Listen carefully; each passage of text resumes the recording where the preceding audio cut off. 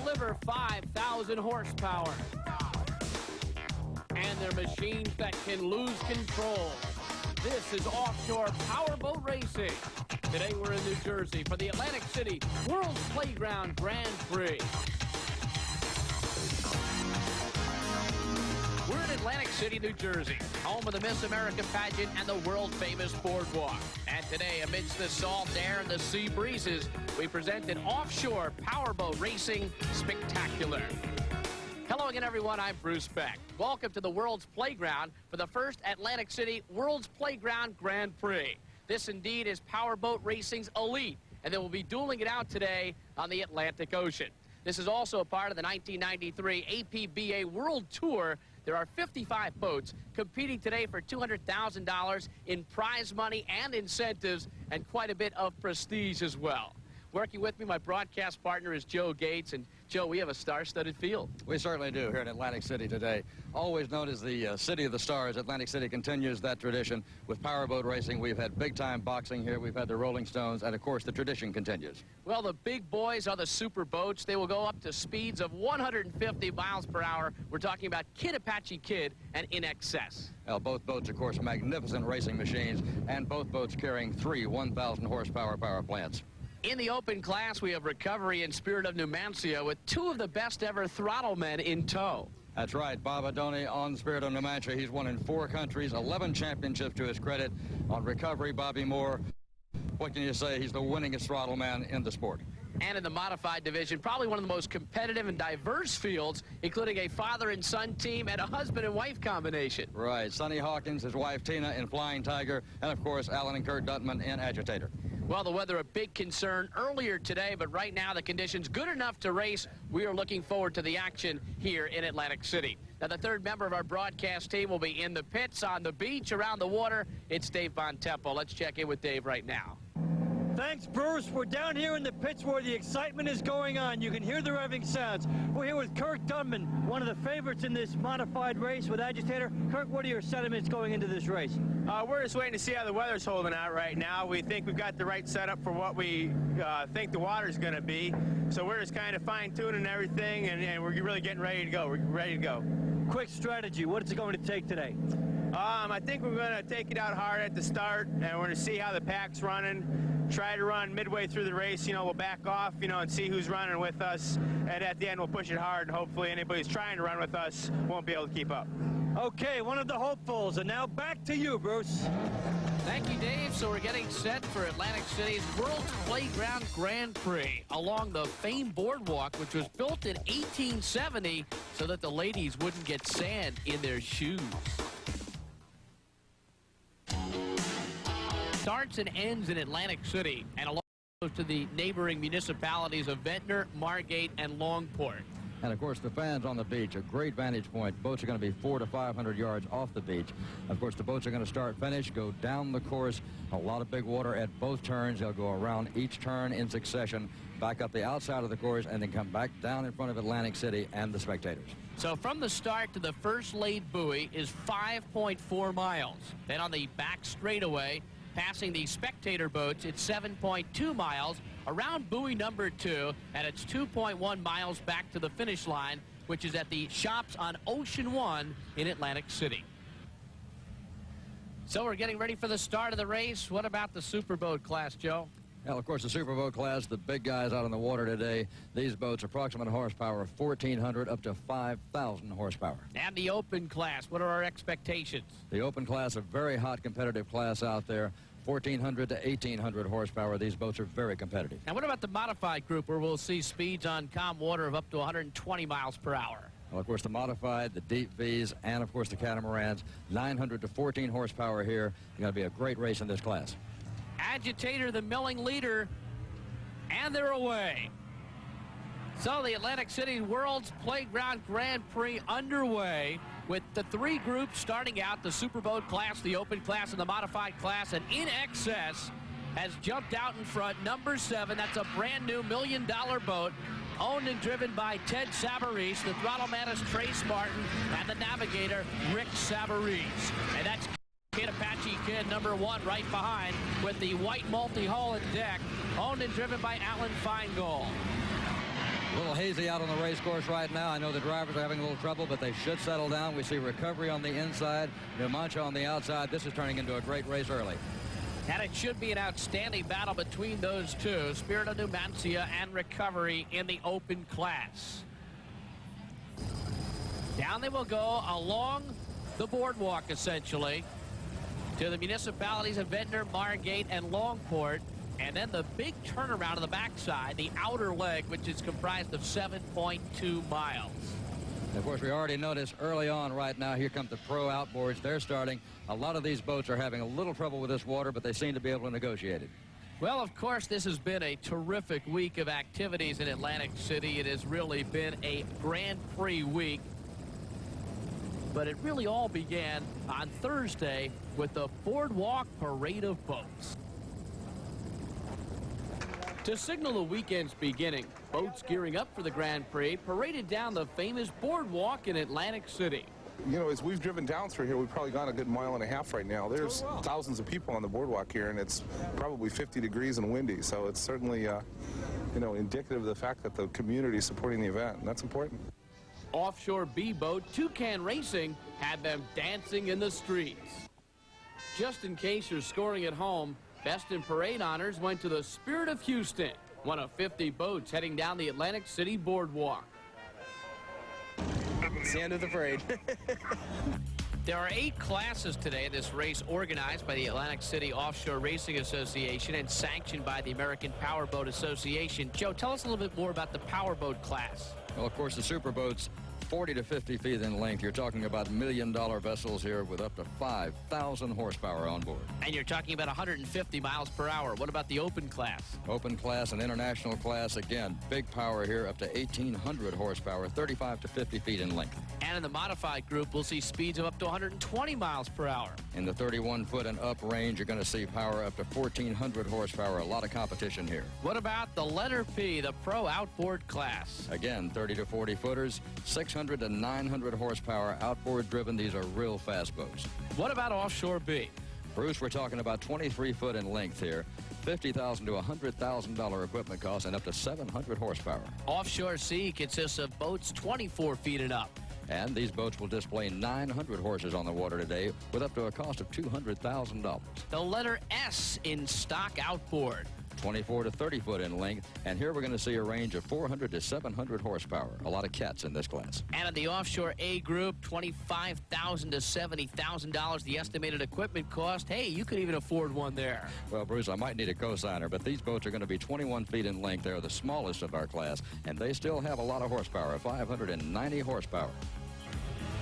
A good start in the second actual start here in Atlantic City, the Offshore B in the pro outboard class. And jumping out quickly, Geodynamic Industries with the red hull, white and red deck, P27. Also out there early, Patriot, P7. Bob Hamlin, the owner, and the driver, Lisa Gregor, the throttle man, Bob Hamlin. Great race in this class. The pro outboards, always exciting, always very competitive. And you also have the distinct rivalry between the Spirit of Houston and Steel Lightning. Rivalry considering that they're both best friends. Well, we're on board with P8 Steel Lightning, who won the World Championship in 1992. The owner-driver, Alan J. Steele, the throttle man, Alan Wagner. Obviously, a lot of impact out there. You look through the cockpit, you see the water in front of you. That's why I'm glad we're in the broadcast booth and not on the water. It's a 32-foot skater powerboat with a black hull and a black deck and 300 horsepower engines and Mercury outboards. And there's a look at the Spirit of Houston in the near ground battling with Patriot. Patriot P7 and Spirit of Houston P1. Both in the pro outboard class, the boat length 30 to 40 feet. The estimated equipment cost on these pro outboards, $100,000 and up. Of course, you notice how these catamarans handle that corner. They're doing a good job out there. It's windy, it's choppy. All these drivers are pros. They're doing a good job going around the outer markers there. And that Spirit of Houston finished second in the 1993 opening leg of the tour at Corpus Christi, Texas, in the Corpus Christi Bay in May. And there's the turn as you look at the buoy, Joe, and that is stationed about 400 yards off the beach. Fans here getting a great spectacle, a great view of these big boats as they go around the markers. And the racing continues here on the Atlantic Ocean in Atlantic City, New Jersey, a place where dreams are fulfilled both on the boardwalk and in the casinos, and today perhaps on the water. We'll be back in a moment. Our B class, they will race up to 85 miles per hour. The approximate horsepower is up to 700. And Joe, who are some of the favorites here? Well, of course, the Prudential Security entry, that's a 33-foot fountain. Art Lilly and Kurt Harbor. That's a real good boat. They've done well in 92 and early in 93. You've got Dragon Lady, another husband and wife team.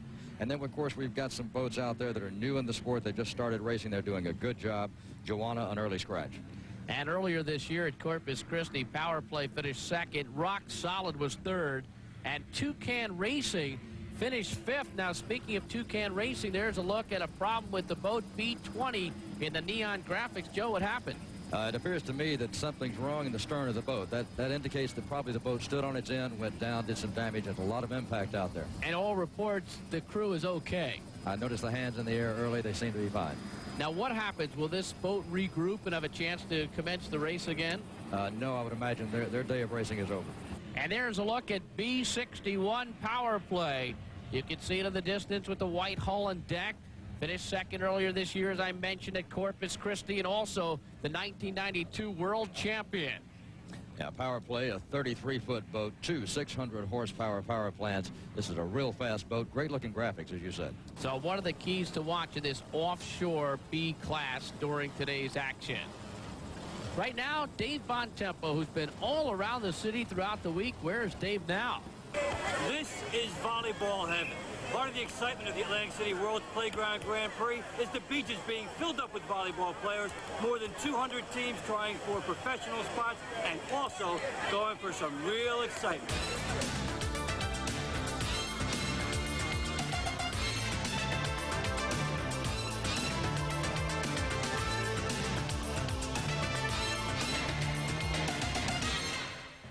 Thank you very much, Dave. And there's a look at the super boat class. 40 to 50 foot boats. They race up to 150 miles per hour. Their approximate horsepower, 1,400 to 5,000. And number 7, In Excess, the brand new $1 million boat with the lead right now for owner-driver Ted Savarese. Just as an example, carry 9 fuel tanks, 704 gallons, 116 octane. This is a real power rocket. And we talked earlier with Ted Savarese about the complexity of the super boat class. I run a lot of electronics. We've got 3 GPSs, 3 remotes. We plot the whole course in. We basically run the course off of the instruments. We don't try to visually do it at all.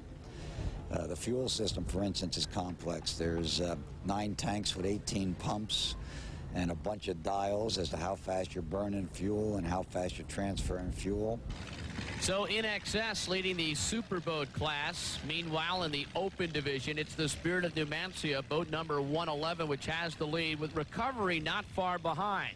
But around the turn, Joe, around the buoy, Spirit of Numancia, a much heavier boat, hence Recovery a chance to pick up some much-needed ground there. Looks like Recovery took the inside, maybe a little better water there, and of course Recovery naturally shooting for that overall winner today. And what about the story, Joe, of race team owner Stuart Hyam? That's a great story, as you know. Cancer patient, recovering cancer patient, named his boat Recovery for that reason. A great inspiration to all of us, not only racers, but viewers and people around the country. And now let's move over to the pro outboard class, where Steel Lightning has the lead. Number P8 with the black hull and the black deck. The owner-driver is Alan J. Steele, who won the World Championship in 1992. His brother died of AIDS last year, 3 days after he won the World Championship, and now he is raising funds for AIDS research. Another great guy in the boat there, of course, really worried about age, wants to make the awareness a big thing in his racing career. This pro outboard class, the approximate horsepower 600 to 900. Calm water speed of up to about 115 miles per hour. And these boats are 30 to 40 feet in length. And if you want to know how much they cost, not too bad, Joe, only $100,000 and up. So we're along Atlantic City's famed boardwalk, which stretches 4 miles from Absecon Inlet on one side to neighboring Ventnor City on the other. We'll be back. Welcome back to Atlantic City's World Playground Grand Prix. $200,000 in prize money, the richest offshore powerboat race in history. And in the C class right now, the offshore C division, C777. Hara Zubaz has the lead. And, of course, in second place, right behind him, C930 Team Power Play. That's John Lombardi, the driver, and Ed Thornton, the throttle man, out of Fort Lauderdale, Florida.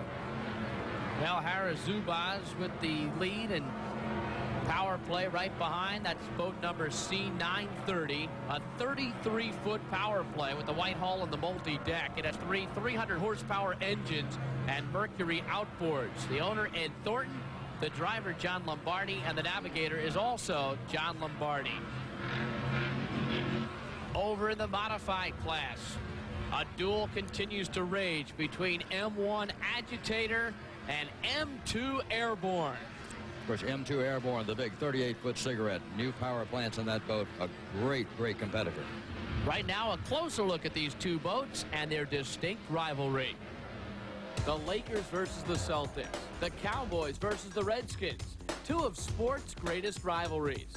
Look no further than the modified class for Powerboat Racing's best head-to-head battle.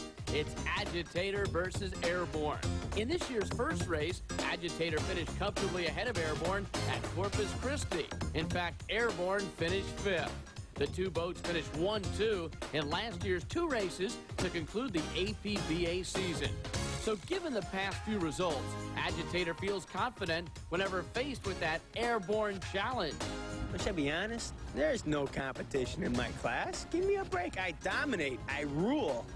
But that's not true. Look at Atlantic City's waters this weekend. Airborne has a terrific chance to win today. Agitator is always tough competition. They really got it together. They're really dialed in. The only way we can, I think, beat Agitator if the seas become rough, and we've got a pretty good chance. Other than that, they're very, very good. So this rivalry continues. Airborne is currently faced with an uphill climb to catch Agitator in the standings.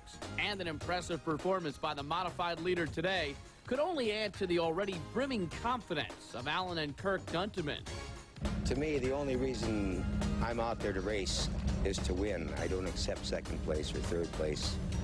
And unfortunately, through the years, I've had to take a second and a third, and a lot of times a lot worse. So every race, I'm out there to win. In the modified class, Agitator continues to lead Airborne. Out of retirement, doing a great job on the water here in Atlantic City. And over in the offshore B class, it's rock-solid B1 on the lead. Prudential Security entry, Art Lilly at the helm.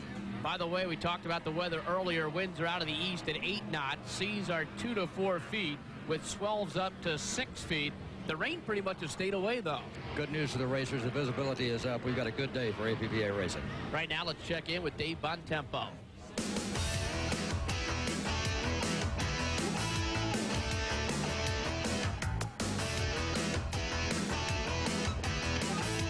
Did you ever see so much assembled in one city with jet skis and volleyball and then a big boat race? Never. I think this is one of the better sports right now. Like, we have the boat races, and if we go to Englishtown, we have the car races we can watch.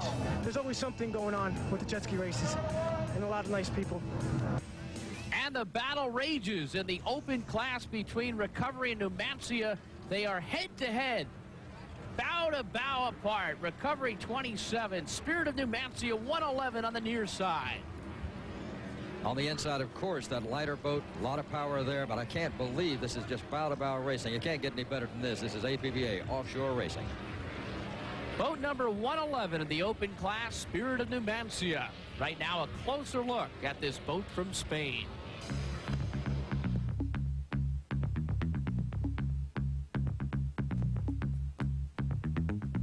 He's 33 years old, spends a lot of time in a courtroom as an attorney in Spain.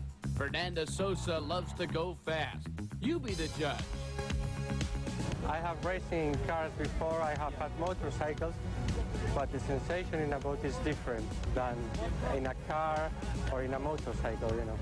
A few years ago, Sosa decided to buy Dirty Laundry, the winningest powerboat in the history of the offshore professional tour. His investment is paying dividends now. The boat is in wonderful shape, nearing speeds on the water of 130 miles per hour. That first time that you are in a boat like this, you cannot imagine that you can make a turn so fast in a catamaran boat, you know. How good they make the turn. It's a sensation that it's different than in the cars because you are like in the air. You have that sensation that you are like more in the air than in the sea, you know. According to Fernando, the sport is gaining great popularity in Europe. Probably is growing more than Formula One and motorcycles in the last 2 years. So if in Europe it's going to be a big sport in Spain too. If the sport in Spain is to continue to grow, Fernando and the Spirit of Numancia must continue to race well. Obviously, he has to be dedicated. You see the equipment we have, and for someone to back something like that, you know, he has to have the dedication to fly back and forth across the ocean. I mean, he spends more time on an airplane than most people spend at a job. And boy, can Fernando fly. Spirit of Numancia with the lead in the open class. Meanwhile, over in the stock outboard division, it's S3 Courageous Cat, the rough water boat with the advantage. Scott Greer out of Sarasota, Florida, doing a good job. And right on his hip, S12 Thin Ice, a recent winner in Corpus Christi. And you know, it's been a star-studded week in Atlantic City. You want details of why we say so? We'll tell you about it in a moment.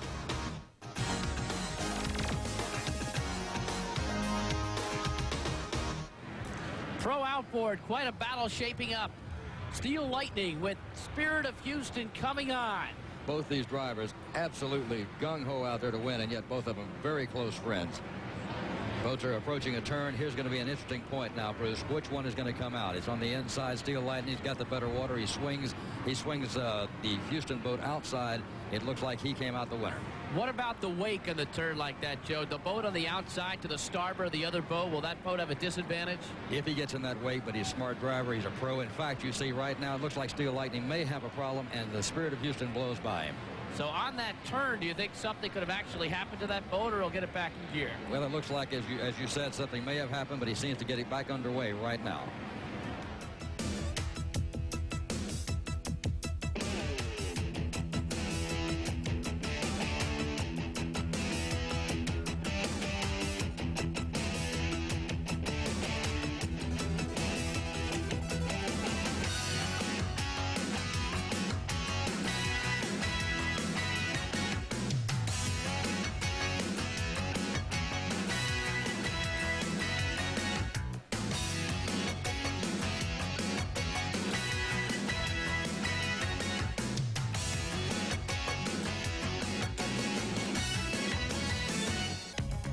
They play for the NBA's New Jersey Nets. They had no idea what they were getting into.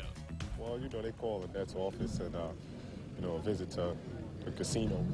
I've never been here. It's my first time, so I jumped right on it. But I'm not too thrilled with riding boats. But, you know, it's exciting, I guess, you know, first thing for everything. I don't know. Somebody called me and said, would you like to come down here and ride in the speedboat? And I said, hey, it might be exciting. And again, I may just change professions, though. For Rick Mahorn and Kenny Anderson, things can get rough mixing it up under the boards in the NBA. Any ideas if things get dangerous today? Hopefully I can push the bailout button or the eject button as in the James Bond movie, but no, I'm going to just sit there and hold tight and have a good time. Gentlemen, stay seated. Mahorn sped by. Anderson sped by. These guys are actually enjoying themselves. First time for everything, and I guess because we was going 60 miles per hour, we wasn't going. They say in their event they go 120. That's another thing because of the waves and everything, and you might could tip over. A few times we was going 60 and I hit a wave. I was like, whoa! But it was just fun. It was, you know, it was real fun. And I was relaxed out there. I thought I'd be nervous. The driver was great. He really coached me driving left, right. Told me to go straight, hit the waves, how we supposed to turn. So it's definitely exciting. I'm excited. I didn't really want to get out. I want to just run a little bit. It was just nice. A little uncomfortable for the knees, you know, but the squat down was great. While Rick and Kenny got up the courage to get out in the water and into a powerboat, other celebrities opted for drier conditions on shore. Well, maybe next year.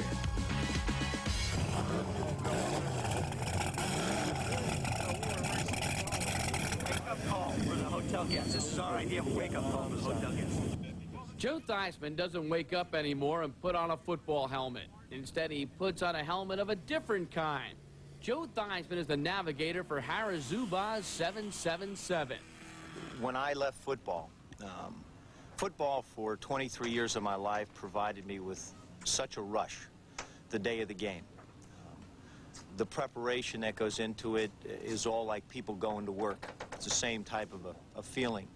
But once I left the game of football, I didn't have anything in my life that could fill the void that gives you the same excitement, same thrill, and that living on the edge feeling when decisions that you make in a very spontaneous moment can decide major outcomes in your life. And for me, offshore powerboat racing has replaced that. Quarterback Theismann should feel right at home with his role in the water. One other role of the navigator is I'm a traffic cop also. We're sitting all right. We're not too far behind. So you've got 40, 50, 20, 30, 40, 50 boats running anywhere between 80 and 130 miles an hour going off at the same time. It can get a little crowded and congested. Where are we? It's only those two and us. My role is to hopefully get us from point A to point B. The navigator in our boat is located far right. We have a plexiglass plate of which there'll be a diagram of the course in front of me. I'm also directed by compass headings. And what we'll do is, it's not a small track. If people have it in their mind like we go out and run around a 2 or 3 mile track, that's not the case. Our track is about 15 to 20 miles around, depending upon the laps that we're going to do. So you can run 7 or 8 miles right up shore, run 4 miles out to sea. And when you head 4 miles out to sea, you have no landmarks. The only thing that you can really judge is by your compass heading and maybe something you could identify in the horizon. And when you get up in the air and you land, what you identified on the horizon could be in an entirely different place. My gal is broken. He gets better. He get those turns better, baby. Joe's goal to be at the top of his sport still exists today. And when I had a chance to go up and hold the checkered flag, I started to cry. I got all excited. It's the way I am. I mean, I compete emotionally. I get excited when we win. Like I said, it's not quite like competing on a football field, but it's coming awful close. Well, Joe Theismann's not here today, Joe, but Harazuba's 777 racing extremely well and has the lead in the offshore C class. Second place in that class, C 930 team power play. Right on their hip, C22 in third place. That's the Ramada Inn boat. But it's victory at sea right now. At least it looks that way for Harazuba's 777 team. And there's your winner in the offshore B division, Rock Solid, formerly Heartbeat, the '92 national champion, and turning in a terrific performance in Atlantic City. Always Art Lilly, Kurt Harbor. They got the hammer down. They're really pushing this boat. They're competitive racers at every race. Rock Solid in the black hull with the black deck, the 33-foot fountain, the two 600 horsepower engines, an impressive victory in the Atlantic City World's Playground Grand Prix. The Prudential Security is entry. That's Art Lilly on board with Kurt Harbor. Both of these guys always push it to the edge. They've done it again today.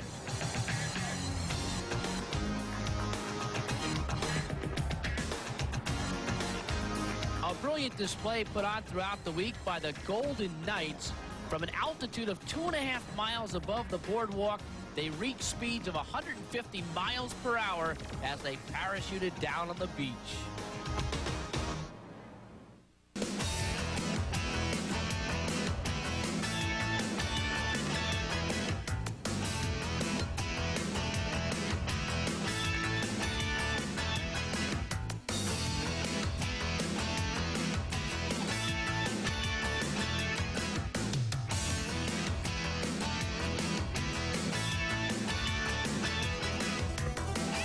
Welcome back to the Atlantic Ocean, just off the boardwalk in Atlantic City, New Jersey, as the World's Playground Grand Prix continues. I'm Bruce Beck, along with Joe Gates. Hope you're enjoying the best of offshore powerboat racing.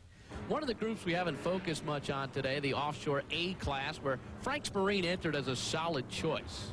Last year's APBA national champion, and I might add, Frankie Ora was last year's APBA Rookie of the Year in offshore A. What about Team Fountain, boat number A176? Well, Bruce, during the 1992 season, those two boats, I'm talking about A176, of course, and Frank's Marine, they were bow to bow all during the season. Frank's Marine won earlier this year at Corpus Christi, but it was not to be today because Lickety Split came out on top. Lickety Split, a 28-foot sleek craft. Really a well-done race for this team. A new thing for them. They've won here. But, of course, they're former champions. A delicious victory for Mike Koponsky from Montgomery, Alabama. The former world championship boat, Lickety Split, winning in AC. Right now, let's check in with Dave Bontempo.